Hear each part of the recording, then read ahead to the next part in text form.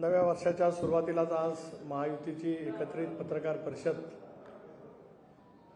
या ठिकाणी होत असताना याला उपस्थित असलेले महाराष्ट्र प्रदेश भारतीय जनता पक्षाचे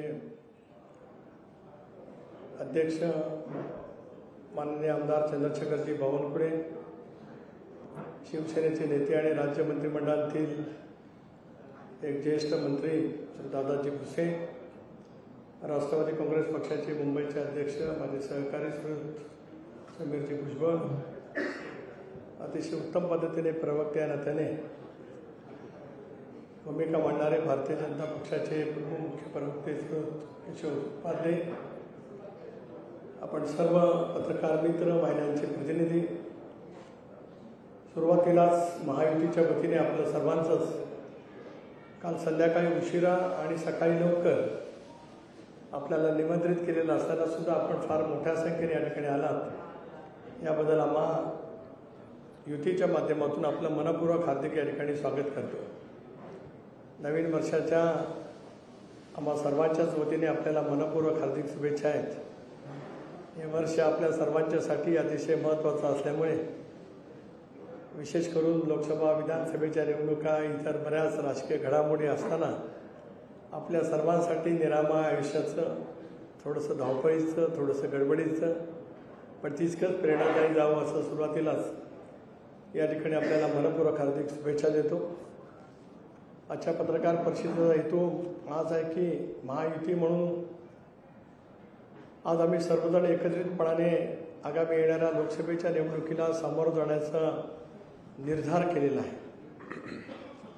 गेले 10 वर्ष देशाचं नेतृत्व अतिशय यशस्वीपणाने करत आपल्या देशभरामध्ये आणि आंतरराष्ट्रीय स्तरावरती देशाची प्रतिमा खूप मोठ्या क्रमावरती उंचावणारे नरेंद्र मोदींजी यांच्या नेतृत्वाखाली देश विकसित होण्याच्या प्रक्रियेमध्ये एका वळणावरती पोचलेला असताना आज आम्ही सारेजण एकत्रितपणाने महाराष्ट्रामध्ये काम करतो.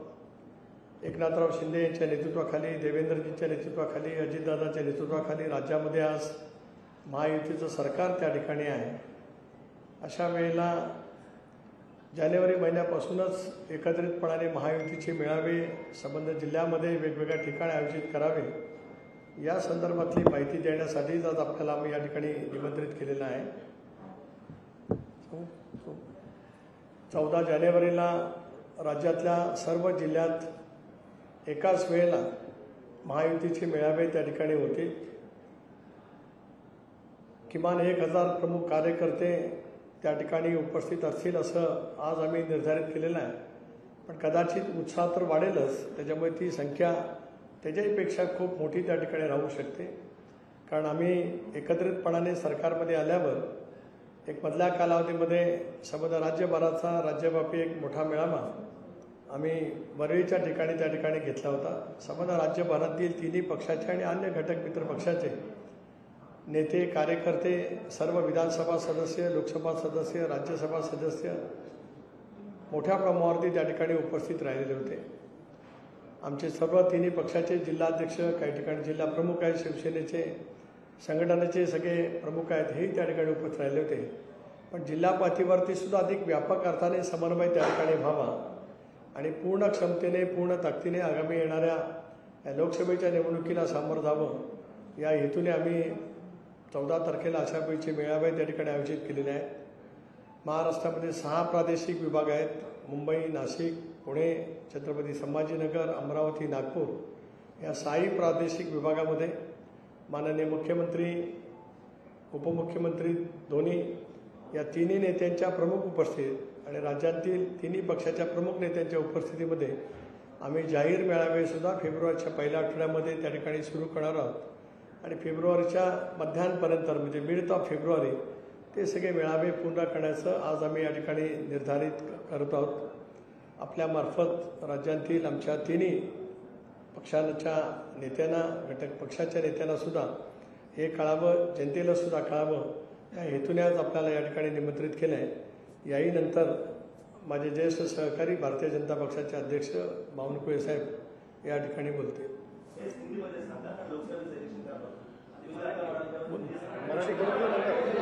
मराठी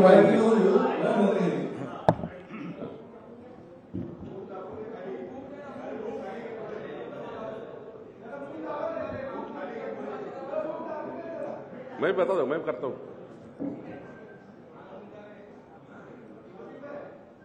सर्वप्रथम तर आपल्या सर्वांना नवीन वर्षाच्या हार्दिक शुभेच्छा.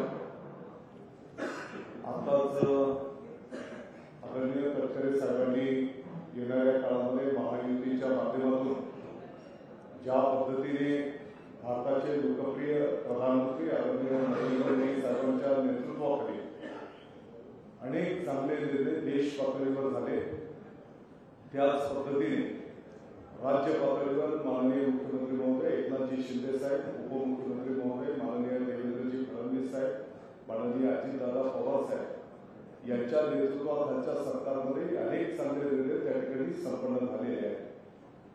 हे सर्व विषय तळागाळाच्या जनतेच्यापर्यंत पोहोचवणं आणि आपण बघितलं असेल की पाठीमागच्या एक वर्षभराच्या पासून शासन आपल्या दारी या मोहिमेच्या अंतर्गत पात्र लाभार्थ्यांना त्यांचा लाभ त्यांच्यापर्यंत पोहोचवण्याचं काम त्या ठिकाणी संपन्न करण्यात आलेले आहे.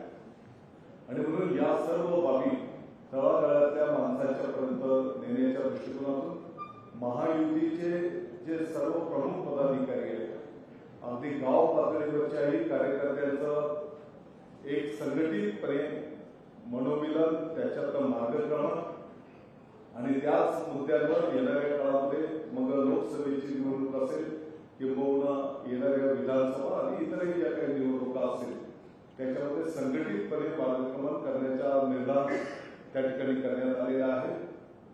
आणि आता जसं सांगायला हवं, विभाग पातळीवर, जिल्हा पातळीवर, पुढच्या टप्प्यामध्ये अगदी गाव पातळीपर्यंत त्या ठिकाणी महायुतीच्या सर्व कार्यकर्त्यांचं मेळावे संपन्न करून पुढील रणनीती अगदी तळागाळातल्या कार्यकर्त्यांच्या पर्यंत पोहोचवण्यात येणार आहे.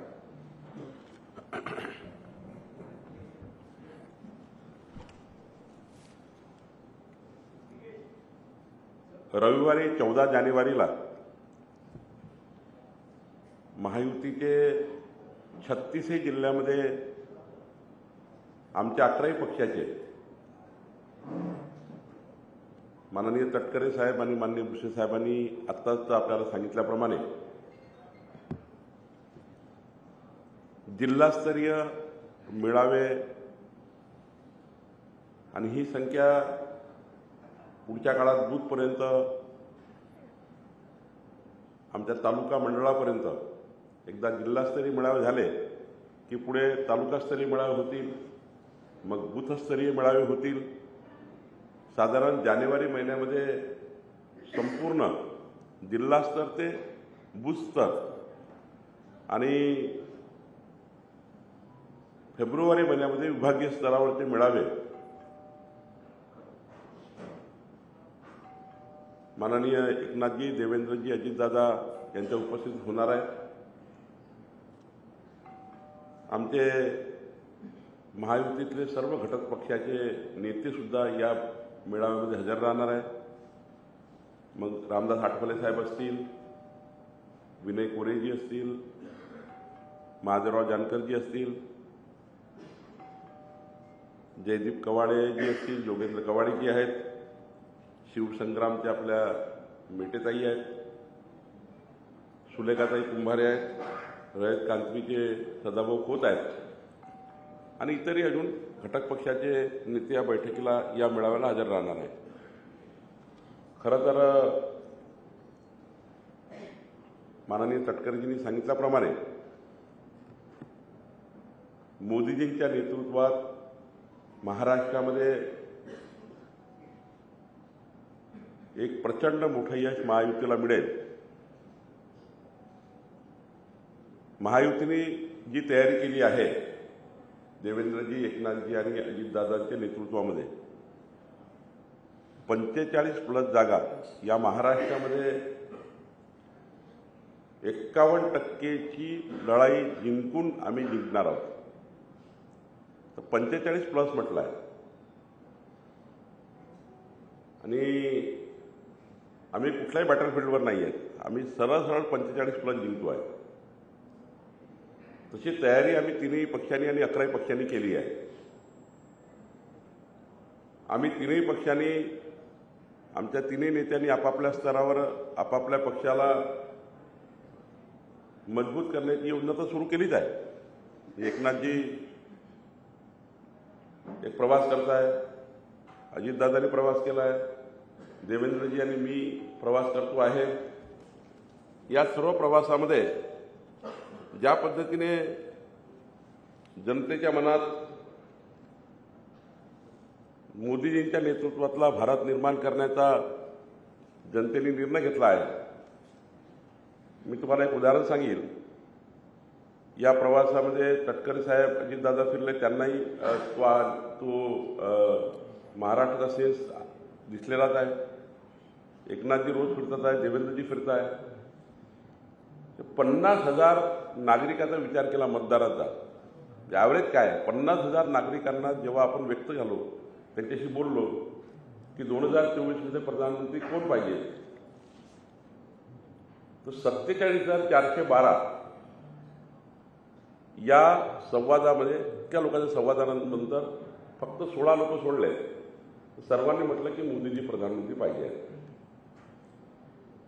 जनतेमध्ये मध्यमवर्गीय असतील, आर्थिक दुर्बल असतील, मागासवर्गीय समाजातील असतील, 18 पगड जाती, 12 बोलतेदार ओबीसी समाज असेल, मराठा समाज असेल, या राज्यातला संपूर्ण समाज, उत्तर भारतीय असेल, एकही समाज असा नाही की SC ST म्हणजे ट्रायबल भागात सुद्धा मोठ्या प्रमाणावर मोदीजींच्या नेतृत्वातला भारत निर्माण होण्याकरता, मोदीजींच्या संकल्पाला साथ देण्याकरता संपूर्ण महाराष्ट्र मोदीजींच्या पाठीशी उभा आहे. आणि जसे जसे दिवस येतील, मोदीजींच्या नावाचं वादळ जसं जसं महाराष्ट्रात येईल, तसे तसे एकनाथजीकडे, अजितदादाकडे, आमच्याकडे, आमच्या महायुतीच्या पक्षाकडे हा मोठा एक पक्षप्रवेशाचा सुद्धा त्या ठिकाणी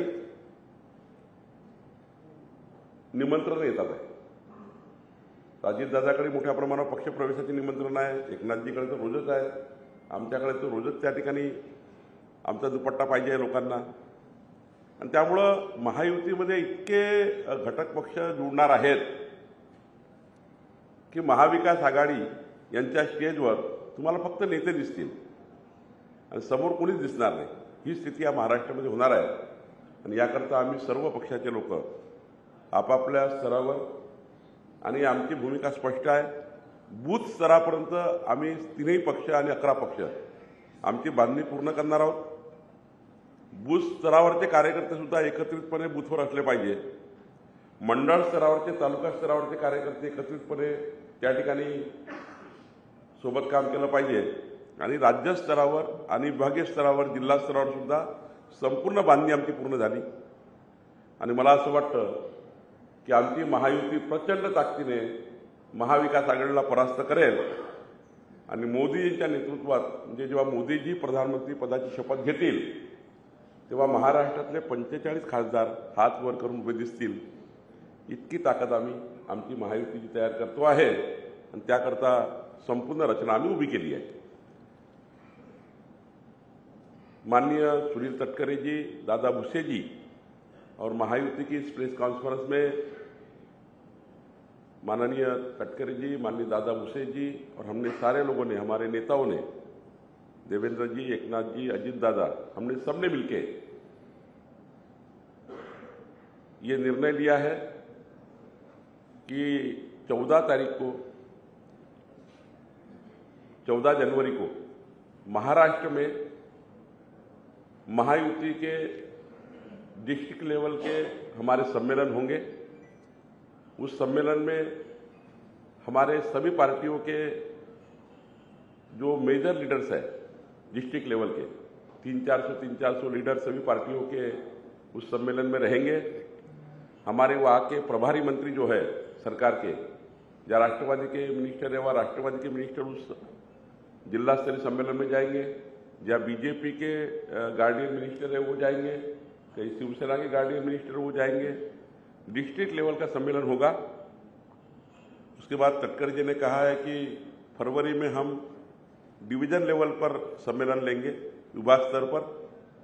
और उसके बाद हम लोग जिस प्रकार से हमारा सीटों का अलॉटमेंट हो जाएगा, उसके बाद लोकसभा स्तर पर उसके बाद लोकसभा स्तर पर भी हमारे सारे 11 पार्टी के महायुति के सम्मेलन होंगे।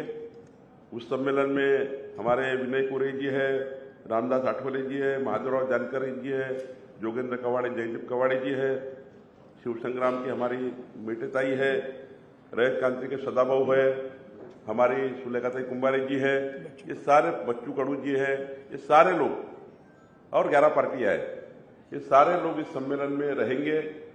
और मुझे लगता है कि हमारी महायुति जिस प्रकार से बूथ लेवल तक जिला स्तरीय सम्मेलन होने के बाद बूथ स्तरीय, मंडल स्तरीय सारे कार्यकर्ता एक साथ मिलकर मोदी जी के नेतृत्व में और हमारे जो नेता है देवेंद्र जी, एकनाथ जी और अजित दादा, इनके कोऑर्डिनेशन से जो भी निर्णय होगा सीटों का, उस सीटों पर पूरी ताकत हम तीनों पार्टियां और 11 पार्टियां लगाएगी। जहां पे जिस पार्टी को सीट जाएगी, राष्ट्रवादी को अगर जो सीट जाती है वह बीजेपी और शिवसेना पूरी ताकत से 51% से सीटें जीतेगी, इस प्रकार से काम करेगी। जहां एकनाथ शिंदे जी के नेतृत्व में सीटें जाएगी, वहां पर बीजेपी और राष्ट्रवादी और हमारी महायुति पूरी ताकत से हमारे बूथ लेवल के कार्यकर्ता 51% ही जिताएंगे। और बीजेपी जहां चुनाव लड़ेगी, बाकी सभी पार्टियां बीजेपी के उम्मीदवार को चुनाव जिताने के लिए काम करेगी। ये हमारा निर्णय बूथ लेवल तक हुआ है, बूथ स्तर तक हुआ है, जिला स्तर पर हुआ है।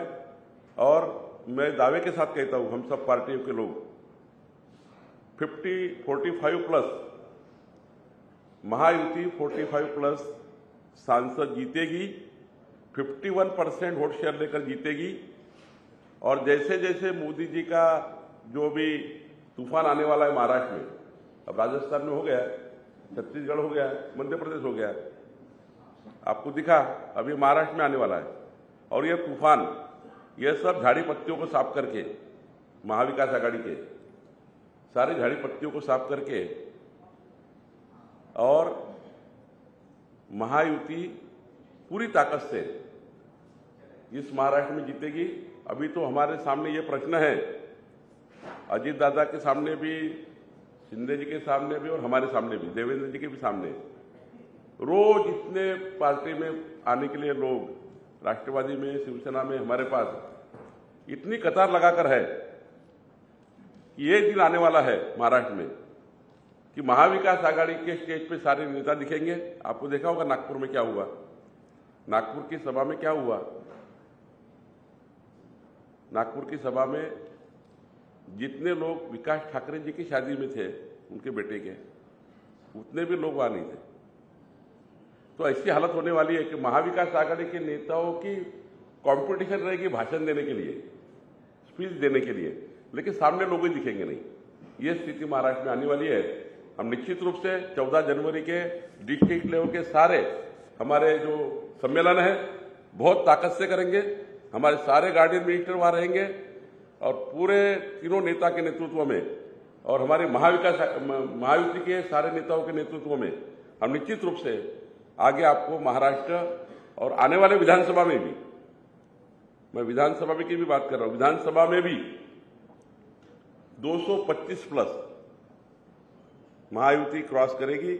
हमारे तीनों नेता जिस प्रकार से सरकार चला रहे हैं, जिस प्रकार से पिछले 2.5 सालों में सरकार सोई थी, फेसबुक पे थी, ये सरकार के सारे काम ये सरकार कर रही है। जनता के 5 साल में दिए हुए सारे वोटों का कर्जा हम उतारने का प्रयास कर रहे हैं। और निश्चित रूप से तीनों नेताओं पे मुझे विश्वास है, हमें विश्वास है सारे नेताओं को, ये तीनों नेता एकनाथ जी, देवेंद्र जी, अजित दादा, ये महाराष्ट्र के आखिरी आदमी का विकास करके आने वाले विधानसभा चुनाव में भी ये महायुति पूरी ताकत से इस महाराष्ट्र में आएगी। और हम सारे लोग मिलकर फिर एक बार महाराष्ट्र को देश में क्रमांक 1 पे लाने के लिए हमारे नेता काम करेंगे। यही आशा के साथ हमारा ये चुनावी दौरा चालू हो चुका है और हम तीनों मिलके 11 लोग मिलके महाराष्ट्र में आपको पूरी तरह से महाविजय दिखेगा। इतना ही मुझे कहते। सर, तुम्ही आता लोकसभेचं रणशिंग फुंकलेलं आहे, मात्र जागा वाटपाचा फॉर्मॅट आणि जागा वाटप कसं असेल हे कधीपर्यंत पाहायला मिळेल? माननीय एकनाथजी, देवेंद्रजी, अजितदादा तिघांच्याही समन्वयाने केंद्रीय नेतृत्व आणि राष्ट्रवादीचे केंद्रीय नेतृत्व आहेत, एकनाथजीकडे आहेत, हे सर्व नेतृत्व बसून आम्हाला काही चिंता नाही आहे. ना राष्ट्रवादीला चिंता आहे, ना शिवसेनेला चिंता आहे, ना आम्हाला चिंता आहे. आमचं नेतृत्व जे निर्णय घेईल, त्यांनी म्हटलं ही जागा राष्ट्रवादीला तर राष्ट्रवादीला, ही जागा शिवसेनेला ही शिवसेनेला, आमचं काही रिझर्वेशन नाही आहे. आम्ही 1-2 जागा इकडे तिकडे बघणारी नाही आहे. आम्ही बघणार आहे जिंकण्याकरता लढायचा आहे, 45+ करता लढायचा आहे. त्यामुळं आमच्यामध्ये कुठलंही त्याच्यामध्ये खिस्तान नाही आहे, ओढतान नाही आहे. 3 नेते आणि वरचं पार्लमेंटरी बोर्ड हे जे निर्णय करतील त्या निर्णयाला आम्हाला मान्यता आहे.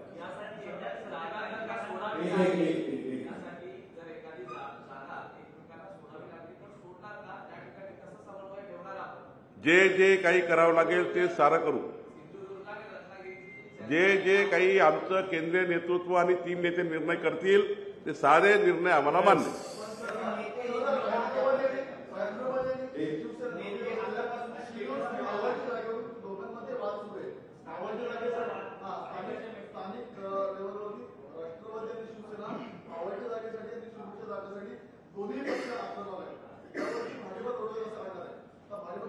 मी आपल्याला स्पष्टपणे सांगतो, तटकरे साहेबांनी माननीय आपले भुसे साहेबाच्या वतीने आणि आमच्या 3 नेत्याच्या वतीने शेवटपर्यंत प्रत्येक पक्षाला वाटेल की ही जागा मला मिळाली पाहिजे. राष्ट्रवादीला वाटेल ही मला मिळाली पाहिजे, एकनाथजीला वाटेल ही मला मिळाली पाहिजे, आम्हाला वाटेल ही मिळायला पाहिजे.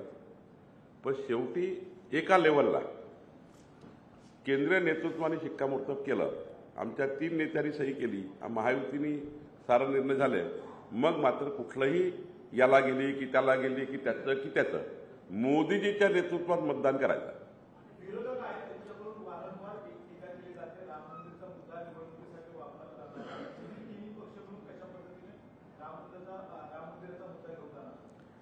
आम्हाला गरजच नाही आहे. 140 कोटी भारतीयाला हे माहिती आहे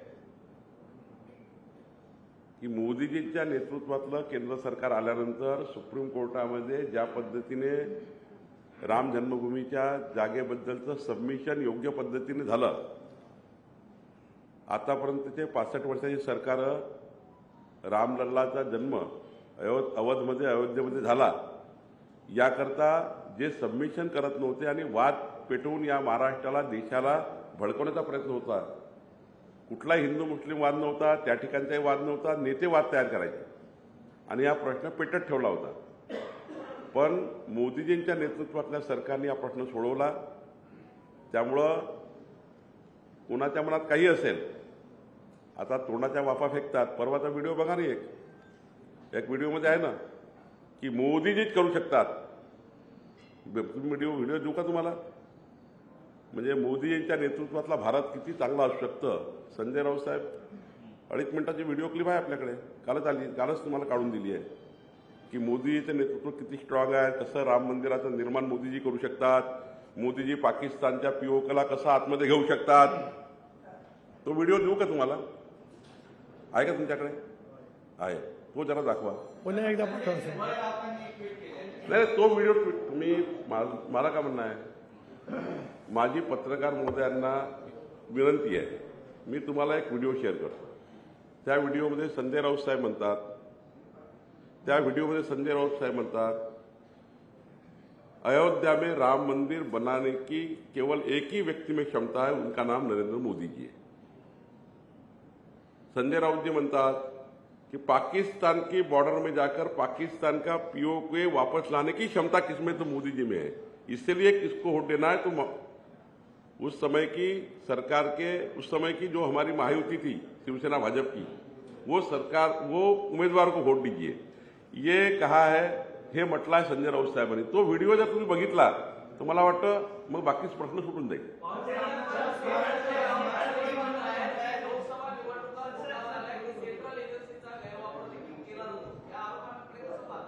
आता हे लोक ऐकू परेशान झाले आहेत. हे लोक आता हे ऐकतही नाही. जर हे ऐकलं असतं तर मग राजस्थानचे निकाल, मध्य प्रदेशचे निकाल, छत्तीसगडचे निकाल किती चांगले आले आहेत. लोक आता हे कंटाळले आहे ऐकण्याने, लोक कंटाळलेले आहेत. त्यामुळं एकच उद्देश आहे आमचा आमच्या महायुतीमध्ये प्रचंड ताकदीने आम्ही जिंकणार आहोत. हा या ठिकाणी महायुतीत असलेल्या वंचितकडून यांना आरोप केलेले आहेत, नाराजी व्यक्त केलेली आहे की त्यांना मला महायुतीत घ्यावंसं वाटत नाही, त्यामुळे मला निमंत्रण आलं नाही. आजच्या बैठकी फक्त एक प्रेस कॉन्फरन्स आहे. आम्ही प्रत्येक जिल्हास्तरीय 14 तारखेच्या आधी आमची महायुतीची बैठक होणार आहे. आमचे सर्व घटक पक्ष त्या बैठकीला येणार आहे. आज फक्त तारीख जाहीर करायची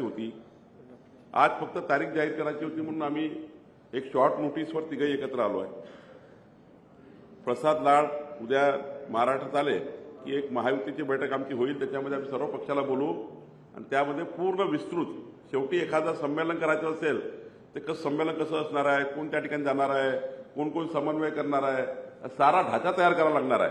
आणि त्याकरता हा ढाचा पूर्ण ह्या संमेलनाचा ढाचा तयार करण्याकरता एक महायुतीची बैठक लवकरच एक 2-3 दिवसामध्ये होईल. त्यात बच्चू कडू असतील, त्यात सारेच नेते असतील आणि आम्ही चांगला ढाचा तयार करून चांगले संमेलन घेऊ. आता महायुतीचं जे काही प्रमुख आम्ही इकडे आहोत, शिवसेना, भारतीय जनता पक्ष, राष्ट्रवादी, त्याच्यासोबतच माननीय बावनकुळे साहेबांनी इतरही प्रमुख नेत्यांची नावं घेतलेली आहेत. त्याच्यामध्ये प्रहार संघटना आणि माननीय बच्चू कडू साहेब पण आमच्यासोबतच आहेत. सर, तुम्ही संजय राऊतांचा उल्लेख केला, परंतु त्यांनी सुद्धा एक व्हिडिओ ट्विट केलेला आहे. त्याचं असं म्हणणं आहे की भाजपचे काही नेते जे आहेत ते कुठेतरी शिवसेना जी बाबरी पाडली तेव्हा शिवसैनिक नव्हते असं म्हणतात. परंतु अटल बिहारी वाजपेयी आणि आडवाणींचा एक मुलाखतीचा व्हिडिओ त्यांनी ट्विट केलाय आणि दावा त्यांनी केलाय की या मुलाखतीत भाजप नेत्यांनी म्हटलं होतं की बाबरी पाडण्याची गरज होती असं ते म्हणतात. असं आहे की आम्ही जे मांडलाय त्याला आम्ही कधीच नाकारत नाही. पण त्यांनी जे मांडलाय की मोदीजीच असे नेते आहे की अयोध्येमध्ये प्रभू रामचंद्राच्या मंदिराचं निर्माण करू शकतात, एकाच व्यक्तीमध्ये धमक आहे. हे संजय राऊतांनी आपल्या भाषणात 4 वेळा म्हटलं आहे, 4 स्टेजवर. आणि त्यामुळं आता या विषयात आम्हाला जायचं नाही, याचं आम्हाला राजकारण करायचं नाही. आम्ही तीनही पक्ष हे समाजाच्या शेवटच्या व्यक्तीचं कल्याण करण्याकरता सरकारमध्ये काम करतो आहोत. राम मंदिराचा मुद्दा मतं घेण्याकरता आम्हाला बिलकुल नको आहे. पण याचा अर्थ असा नाही आहे प्रभू रामचंद्राचं आराध्य दैवताचं आमचं जे स्थान आहे ते 140 कोटी भारतीयाच्या मनात आहे आणि सर्वांची श्रद्धा त्या ठिकाणी आहे. या श्रद्धास्थळाच्या विषयावरचं राजकारण होऊ नये. आम्ही त्या विषयाचं राजकारण बिलकुल करत नाही आहे. पण 527 वर्षानंतर तंबूतले रामलल्ला जगातल्या सर्वात सुंदर मंदिरात जात असताना जनजागरण त्या ठिकाणी जनतेच्या मनात त्या ठिकाणी ज्या भूमिका आहे त्या लोकांना मांडतात आहे. त्यांना तो स्मेल जातो आहे राजकारणाचा, त्याला आम्ही काही करू शकत नाही. आपने तो घोषणा कर दी महायुति की और आने वाले चुनाव को लेकर, लेकिन थाने हो, कल्याण हो, शिरूर हो, मावल हो और रत्नागिरी सिंधुदुर्ग ऐसे सीटों को लेकर नहीं जम रही है. क्योंकि किरण सामंत जो स्टेटस रख रहे हैं कि मैं किरण सामंत, मुझे रोकेगा कौन, कभी वो उद्धव ठाकरे की मशाल भी लगा देते स्टेटस पे, चल क्या रहा है? देखिए, मैं बार बार कह चुका हूं कि ये चलेगा, ये महायुति में चलता ही है. एक पार्टी में चलता है तो 3 पार्टी है, 11 पार्टी है, ये चलेगा. वो कोई डिमांड करेंगे, वो कोई डिमांड करेंगे, यहाँ डिमांड करेंगे, वहां डिमांड करेंगे. बट एक लेवल ऐसी आती है कि जो हमारे नेता जब बैठ जाते हैं, हमारे महायुति के नेता, हमारे केंद्र के नेता सब बैठ जाएंगे और फाइनल लिस्ट लाएंगे. हम सारे लोग, बीजेपी का कोई रिजर्वेशन रहेगा नहीं, राष्ट्रवादी का कोई रिजर्वेशन नहीं, एकनाथ जी का कोई रिजर्वेशन नहीं है, हम सारे लोग कोई नाराजी रखते नहीं हुए. हमारा एक ही उद्देश्य है, मोदी जी के नेतृत्व का भारत निर्माण करना.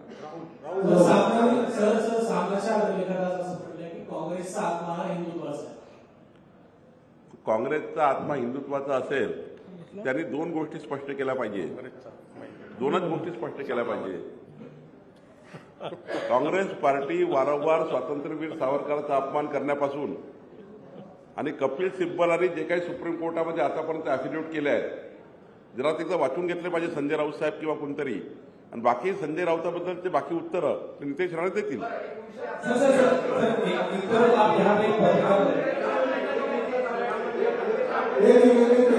एक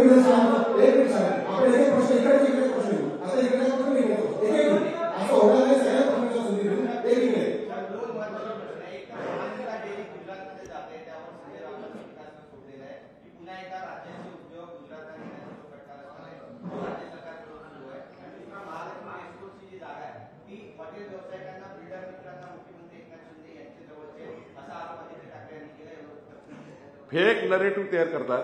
फेक नरेटिव्ह आहे.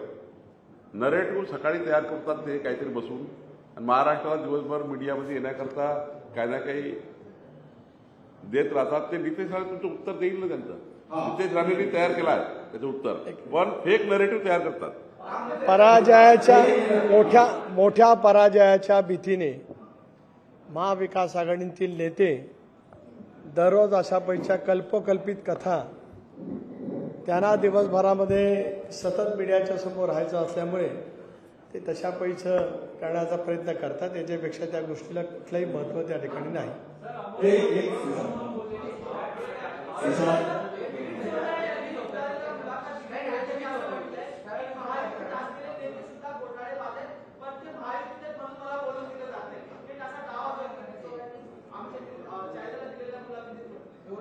आम्ही तर मुलाखत ऐकली नाही.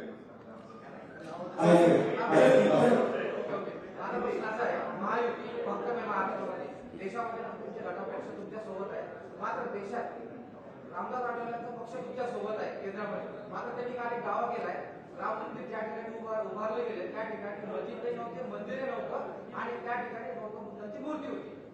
याला तुम्ही कसं खोटा त्या मुद्द्यावर? अरे बाबा,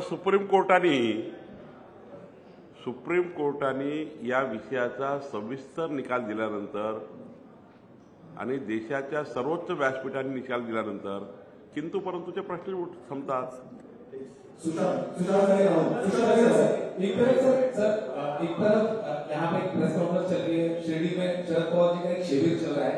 महायुति का जो आपने सीट शेयरिंग का फॉर्मूला बताया कि सेंट्रल चेंज करेगा, लेकिन पहली बार उद्धव ठाकरे दिल्ली जाने की तैयारी कर रहे हैं सीट शेयरिंग के मुद्दे को लेकर. वो कांग्रेस से मिलेंगे, इसको कैसे देखते हैं? पहले आपके साथ थे, यहाँ पे सब बातें होती थी, लेकिन अभी आपको मतलब उनको भी दिल्ली जाना पड़ रहा है. ये सब चीजें कैसे थी? आप यहाँ पे बैठे हैं, आपका भी दिल्ली में होगा, लेकिन उनको जाना पड़ रहा है. देखिए, कम से कम आपको ये समझ गया है और आपके माध्यम से पूरे महाराष्ट्र को समझ गया है कि उद्धव ठाकरे की इतनी हालत उन्होंने खुद ने की है. कभी ऐसा नहीं हुआ था कि जब शिवसेना भाजपा का अलायंस था तो बीजेपी मातोश्री में जाकर बैठकर हम सारे अलायंस को फाइनल करते थे. मातोश्री का रिस्पेक्ट, हिंदू हृदय सम्राट बाला साहेब जी का रिस्पेक्ट जो था वो मातोश्री को लेकर, उस इमारत को लेकर जो रिस्पेक्ट था, वो रिस्पेक्ट के लेकर सारे हमारे केंद्र के नेता मातोश्री को जाकर वहां पर जाकर सारे अलायंस पूरे करते थे. लेकिन आज उस प्रतिष्ठा को जो दाग लगाया है वो उद्धव ठाकरे ने लगाया है. वो दिन सारे उद्धव ठाकरे जी ने उद्ध्वस्त किए. वो दिनों को उद्धव ठाकरे की गलतियों से मातोश्री की इमेज जो है वो खराब करने का प्रयास किया है. ये दिन कभी नहीं आने थे. हिंदू हृदय सम्राट बाला साहेब ठाकरे जी जब देखते होंगे और ये दिन मातोश्री जैसे निवास पे आए हैं कि मातोश्री के निवास का व्यक्ति दिल्ली में जाकर सोनिया गांधी जी के सामने हाथ जोड़ते हैं कि हमको 20 सीट दे दो, हमको 23 सीट दे दो, हमको 22 सीट दे दो. और किसी ने तो मुझे कहा कि उनको सीटों को लेकर भी ये नकारा गया है. ये स्थिति आने वाली पक्की है महाराष्ट्र में कि उद्धव जी को कहा कि आपको 4 ही सीट देना है तो भी वो महाविकास आघाडी में रहेंगे. 25 वर्षाची जी युती होती ती आदित्य ठाकरेंमुळे तुटल्याचा दावा हा दीपक केसरकरांनी केलेला आहे. नाही, मला वाटतं की याच्यामध्ये ही प्रेस कॉन्फरन्स नाही आहे. त्या लेवलला ते प्रश्न विचारले पाहिजे. आज जिल्हा लेवलचे सम्मेलन, विभागीय लेवलचे सम्मेलन, जो डिस्ट्रिक्ट लेवल पे सम्मेलन चल रहा है, विभाग लेवल पे सम्मेलन चल रहा है, उनने क्या बोला, इसने क्या बोला, उसके लिए उसके बजाय आज हमारा जो प्रेस कॉन्फ्रेंस है, महायुति के सारे बूथ लेवल तक कार्यकर्ता एक साथ मिलके पूरे महाराष्ट्र में 51% की लड़ाई लड़ेंगे.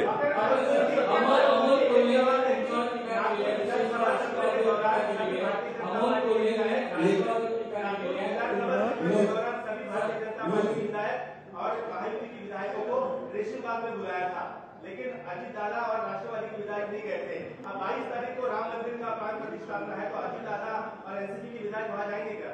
देखिए, किसी ने बुलाया नहीं था, आपकी गलत भावना है. हमने कहा था कि भाई नागपुर में है, और नागपुर में है तो सभी लोगों ने अब ऐसा जरूरी नहीं है एक नाथ जी दूसरे दिन गए, ऐसा जरूरी नहीं था कि सबने आना चाहिए। हमने सभी को कहा कि नागपुर में एक स्थल ऐसा है जो राष्ट्र निर्माण के लिए, देश निर्माण के लिए वहां पर एक केंद्र है, दर्शन करने आना चाहिए। इसके लिए वो नहीं आए इसमें क्या फर्क पड़ता है?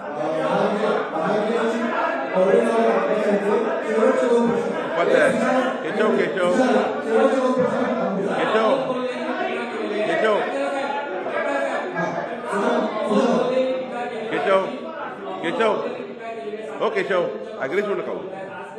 महायुती झाली ती जनतेला पटेल नाही, ते तुमच्यावर दिशा.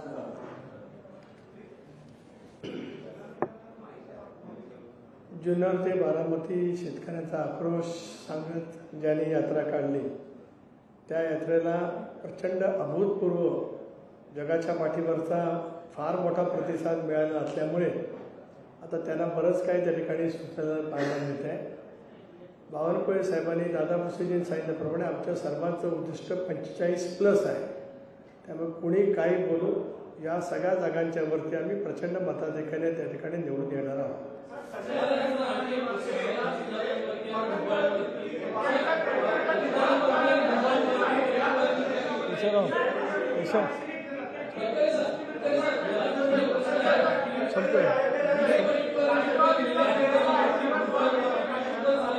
काय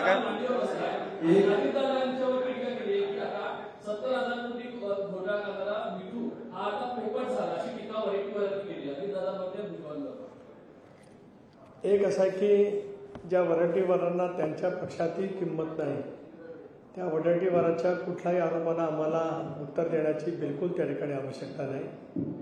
माझी आज आपल्याला विनंती आहे की आजच्या पत्रकार परिषदेचा हेतू आदरणीय बावनकुळे साहेबांनी दादा भुसेजींनी या ठिकाणी निषेध केला आहे. पुढच्या कालावधीमध्ये आपल्याला खूप वेळा भेटायचं आहे, त्यामुळे त्या प्रश्नाची उत्तरं त्या स्तरावरती देण्यासाठी आमच्या पक्षाचे सर्व तिन्ही पक्षाचे घटक पक्षांचे नेते पूर्ण क्षमतेने त्या ठिकाणी आपलं मत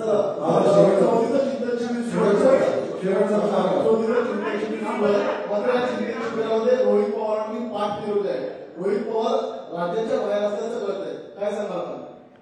आता कोण कुठे आहे बाहेर त्याची मला चिंता असणं काही कारण नाही. त्याच्यातले कधी कोण बाहेर पडतील हे महत्वाचं आहे, ज्याचा उल्लेख बावनकुळे साहेबांनी केला.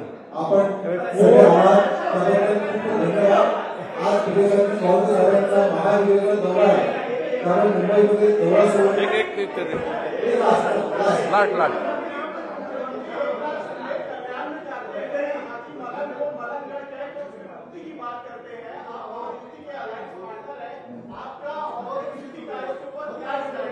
क्या क्या क्या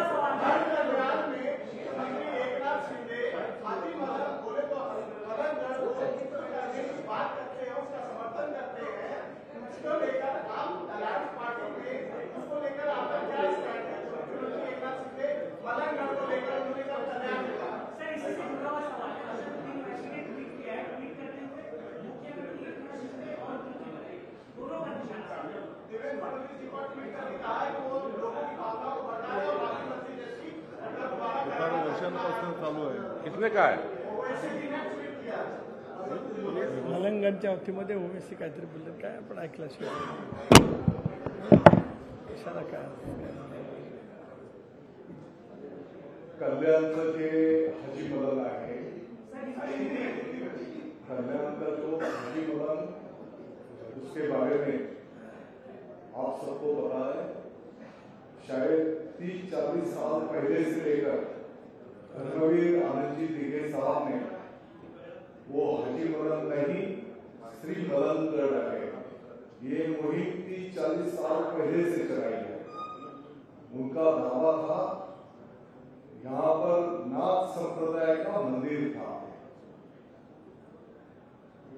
और उनके नेतृत्व में ये मुहिम 30-40 साल से चलाई जा रही है. वो कुछ नई बात नहीं है. तो उस दावे के ऊपर हम सब कायम हैं. और आपके मालूमात के लिए हिंदू हृदय सम्राट शिवसेना प्रमुख माननीय बाळासाहेब ठाकरे साहेबांचं जे स्वप्न होतं, अयोध्येमध्ये प्रभू श्रीरामचंद्रांचं भव्य दिव्य मंदिर झालं पाहिजे, आम्हा सर्व शिवसैनिकांना आनंद आहे. माननीय प्रधानमंत्री महोदय मोदी साहेबांच्या नेतृत्वाखाली अयोध्येमध्ये 22 तारखेला राम मंदिराचं त्या ठिकाणी लोकार्पण होत आहे आणि म्हणून सर्व भारतीयांच्या सोबतच विशेषतः शिवसैनिकांना त्या ठिकाणी आनंद आहे. धन्यवाद. लोकशाही मराठी ऐका, पहा, जागरूक रहा.